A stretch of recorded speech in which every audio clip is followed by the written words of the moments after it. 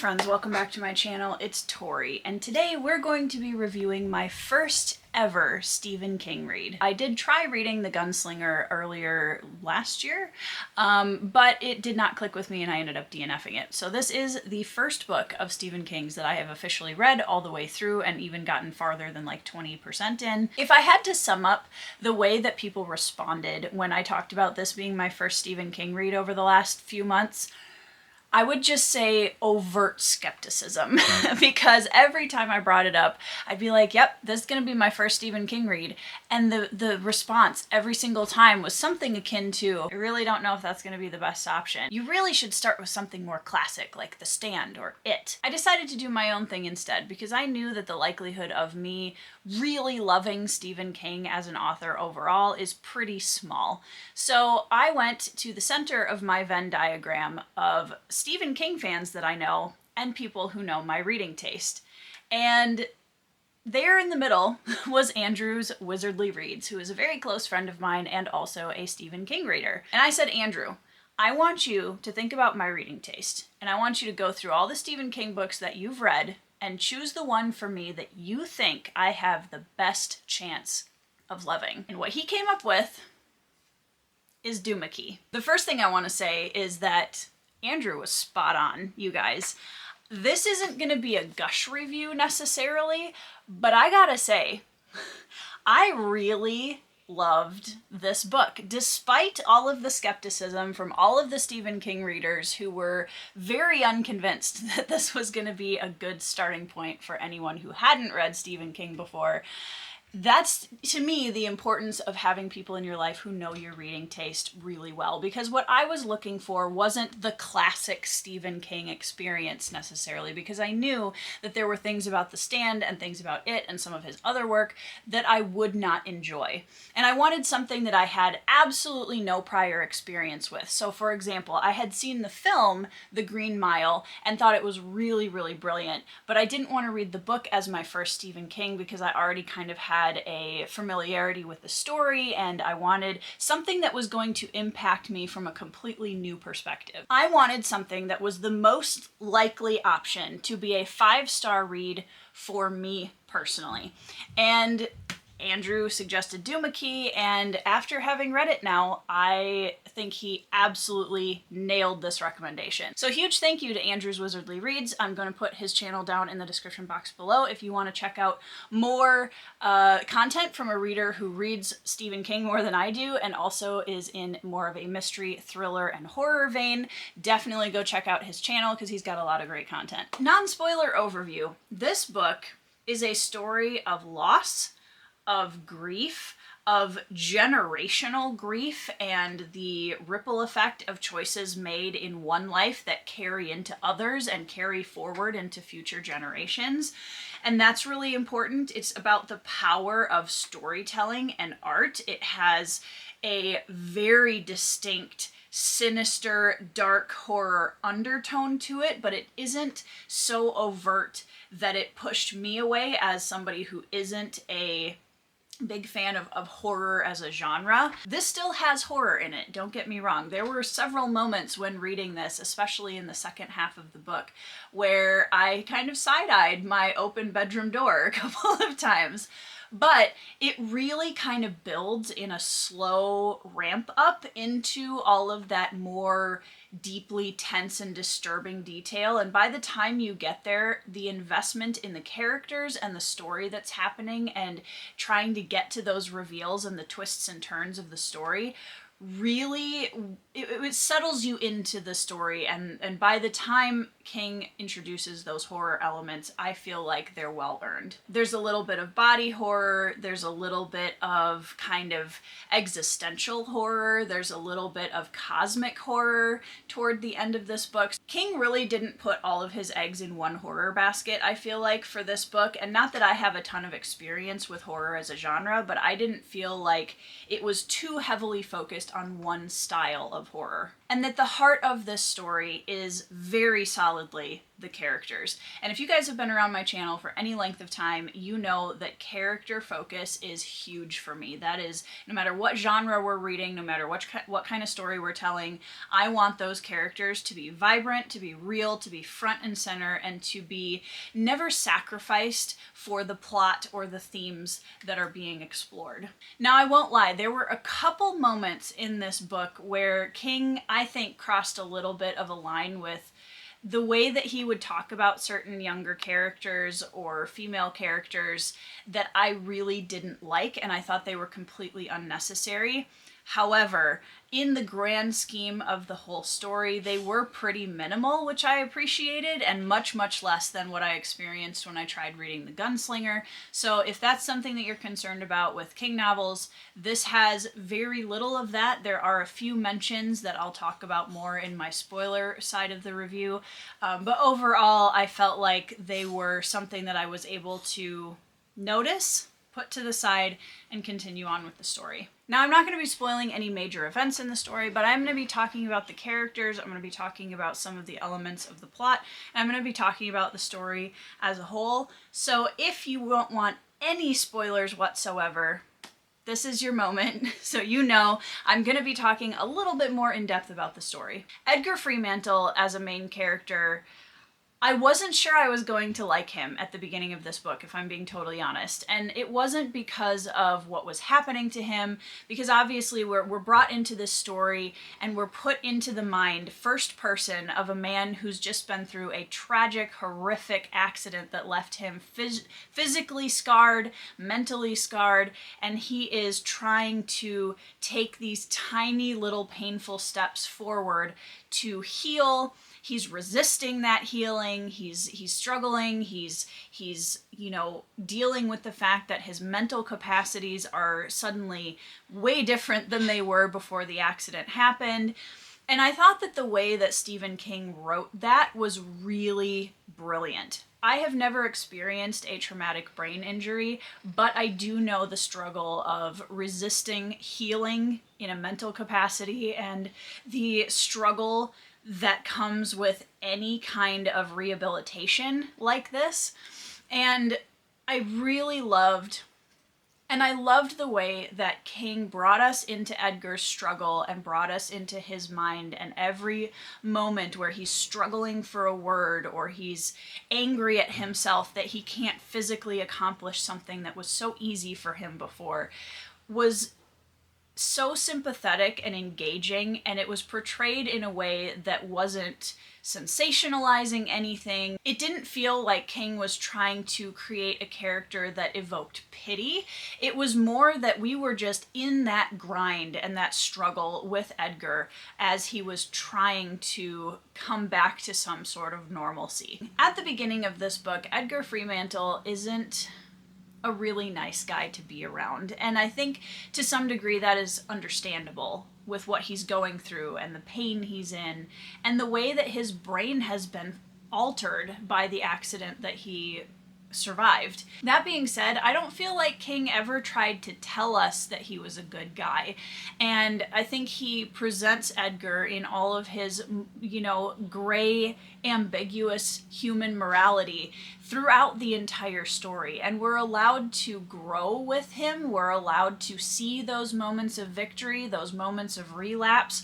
We're allowed to see Edgar in all of his broken humanity through the entire story, and that was something I really appreciated. He felt so real. The characters in this book felt so real the entire time, and to me, that's actually really hard to pull off as an author, because we have characters that we love and characters that we enjoy reading about, but it takes a lot for those characters to feel like they're coming out of the page, for them to feel like they could be sitting right next to you and looking over your shoulder as you're reading the book, which, now that I say that out loud, sounds a little creepy, but you know what I mean. At the beginning of this book, it's almost slice of life, and I was kind of surprised by that. I was expecting more of that kind of psychological thriller / horror aspect to come out right away in the beginning, and what's cool about this book is that King kind of lulls you into a false sense of security with the way this book is written at the beginning. It is a slow burn. It is not going to rush into anything.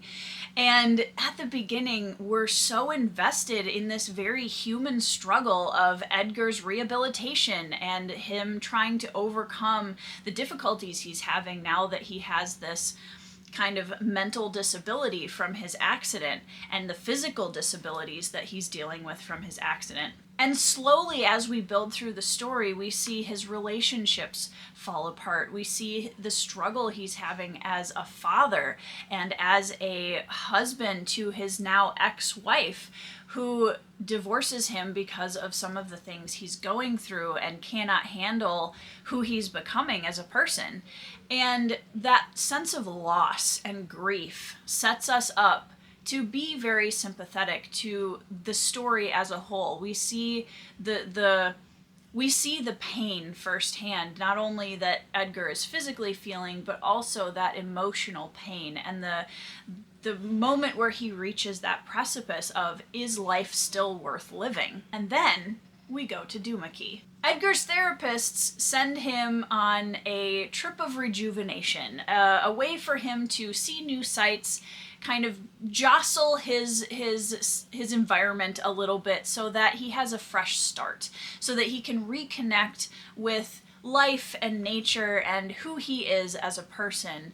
And he goes down to Florida, he goes to Duma Key, and he sets up residence in this rented giant pink house that he affectionately names, very originally, Big Pink. And this little key, this little island essentially, is very sparsely habited, only by a couple of renters every once in a while, and only permanently by an elderly woman named Elizabeth Eastlake, who is watched over by a housekeeper and also her permanent caretaker, Wireman. This is where the story started to branch further out from just slice of life into, we're getting some backstory now. We're getting some of those undertones coming through. Whereas up to this point, it was really pretty heavily literary slice of life feeling.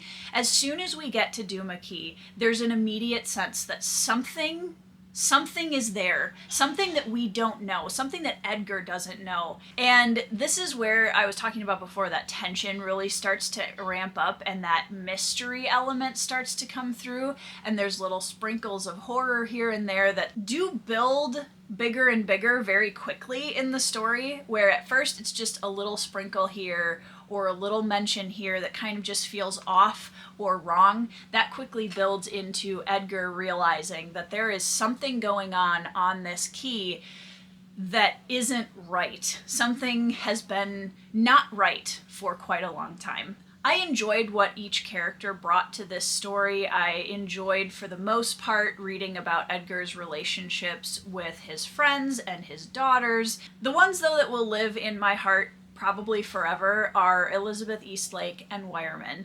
Specifically Wireman, because he is my favorite character in this book, and he's probably my favorite character I've read this entire year. I could talk about Wireman alone for this entire video, but it's in Elizabeth Eastlake specifically, this elderly woman with dementia, that we are given kind of the axis of the mystery that is swirling around Duma Key.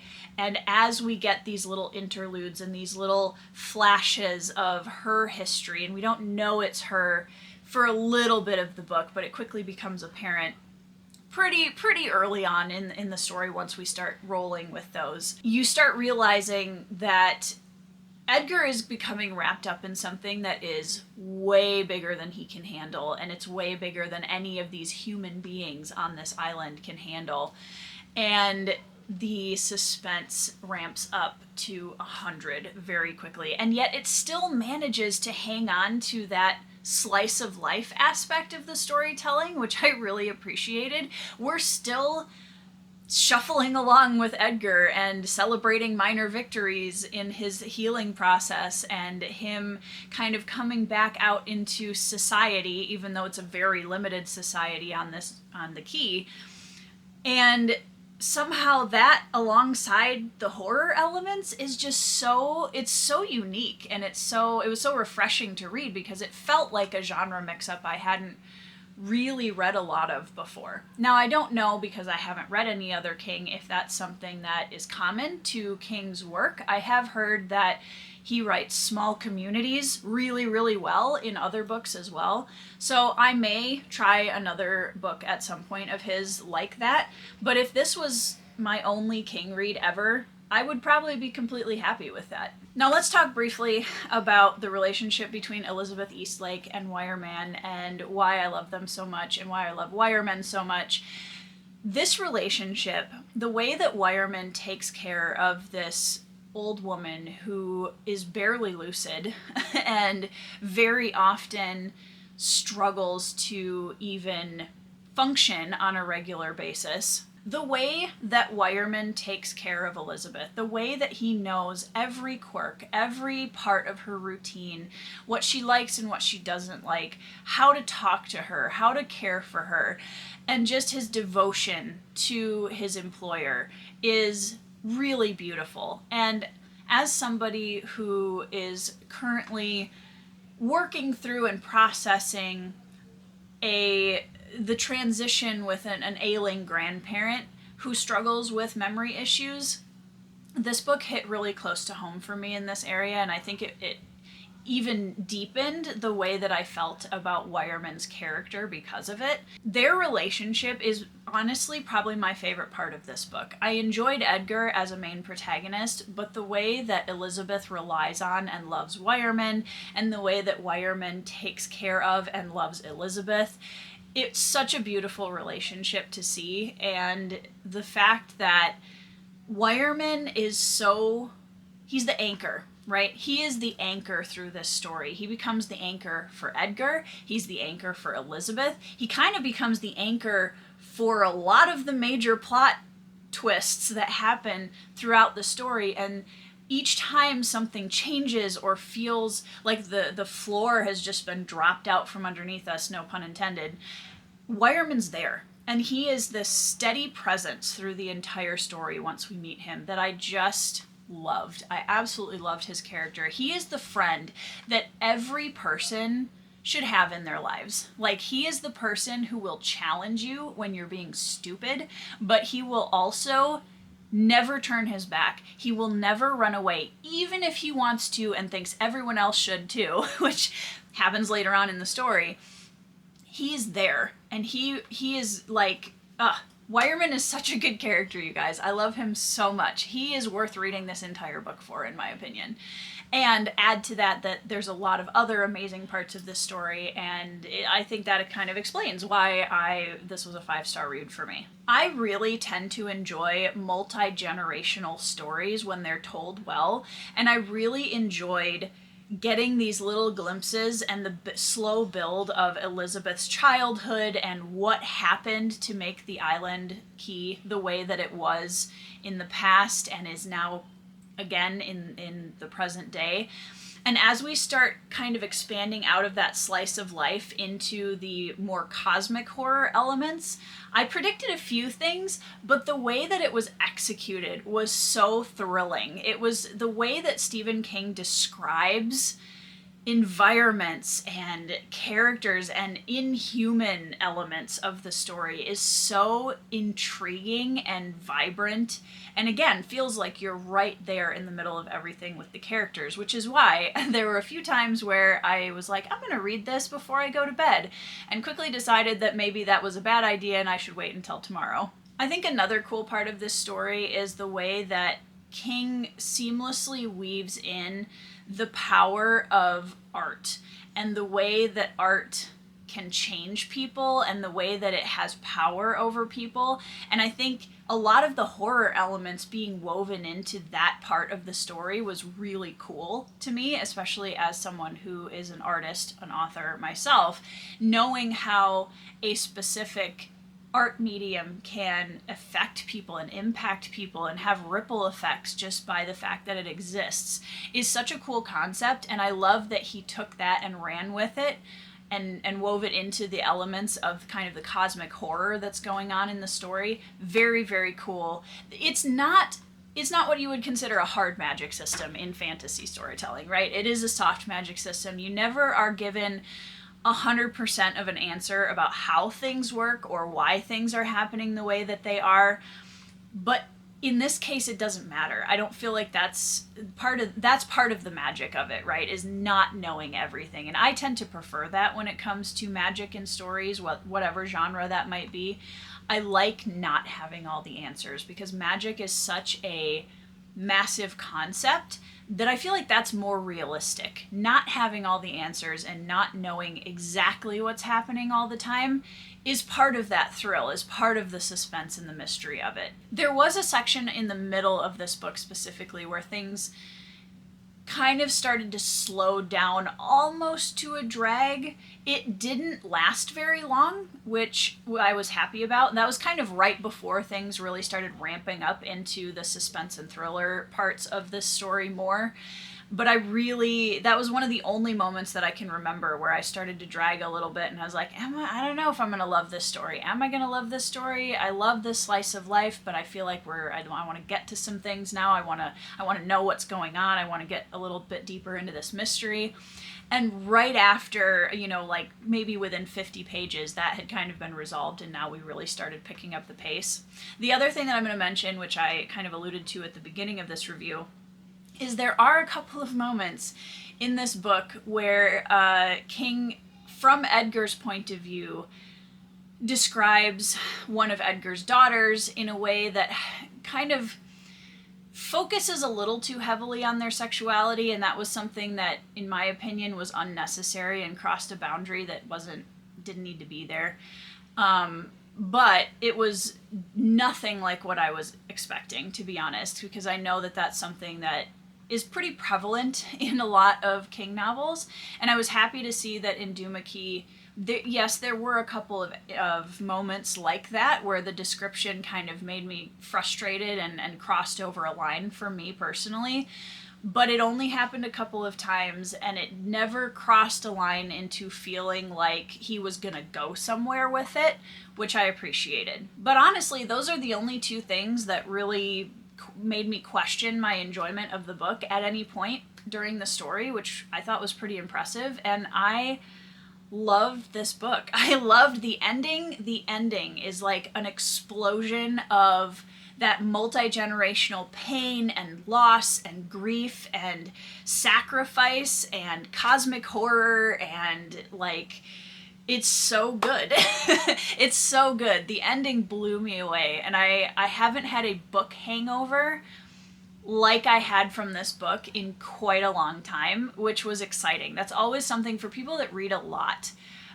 We're always chasing, I think, that kind of a feeling. Once we've had it, it's a little addictive, and we like getting to a point where we set a book down and it just stays with us, and you just have to sit there and think about it for a while.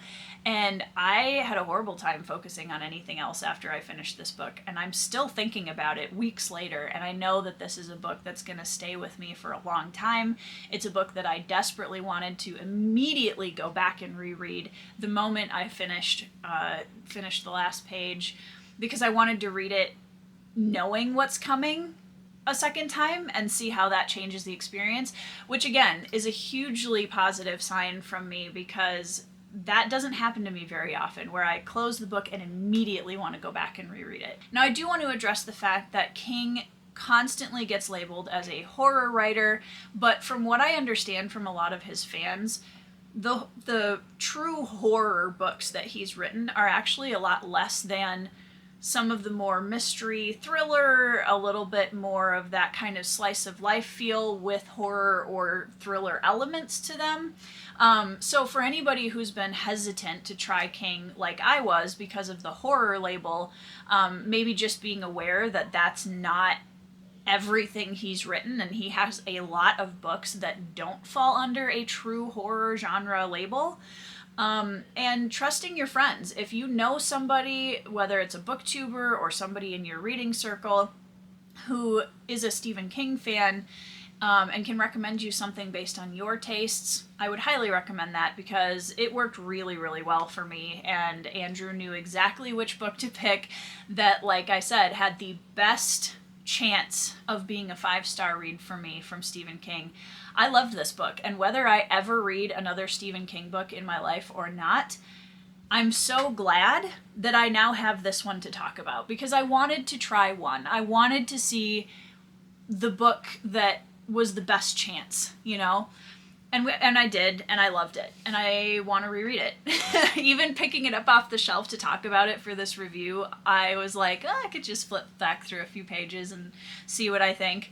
It was amazing. It was a great book. I absolutely loved it, and huge kudos to Andrew's Wizardly Reads for choosing it for me because you were absolutely right. It was the perfect first Stephen King book for me to read, and I'm going to be thinking about this one for a long, long time. Alright guys, I hope you enjoyed this video. If you did, like and subscribe and check out down in the description box below all of my links to all of the things if you are interested. I hope you are having a fantastic week. I hope you are reading some 5-star reads, and I will see you in the next video.